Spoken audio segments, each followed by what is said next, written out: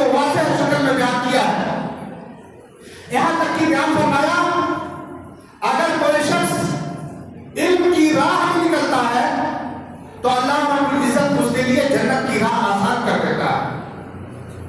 یہاں تک فرمایا کہ طالب علم کے لیے دنیا کی ہر شے دعا کرتی ہے، یعنی ایک بچہ جب علم حاصل کرنے کے لیے اپنے گھر سے نکلتا ہے تو اس کے لیے دنیا کی ہر شے دعا کرتی ہے، حتیٰ کہ مچھلی جو سمندر کے پیٹ میں ہوتی اور اسی طرح سے کیڑے مکوڑے جو اپنے دلوں میں ہوتے ہیں وہ سب طالب علم کے لیے دعا کرتے ہیں۔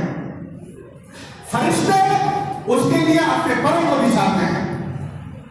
کس قدر فضیلت ہے ان لوگوں کے لیے جنہیں اللہ رب العزت نے علم کی توفیق بخشی ہے۔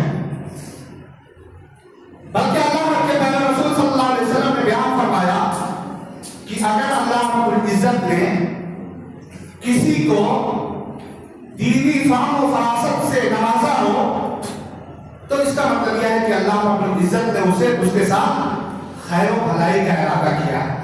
یا اللہ کے رسول صلی اللہ علیہ وسلم نے پیشن گوئی فرمائی ہے اور بتایا ہے کہ اگر آپ کو دینی فقہ و فہم حاصل ہے اس کا مطلب یہ ہے کہ اللہ رب العزت نے آپ کے ساتھ خیر و بھلائی کا ارادہ کیا ہے۔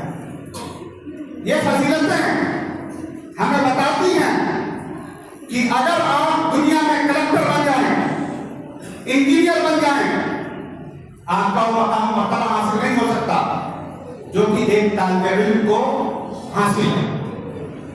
آج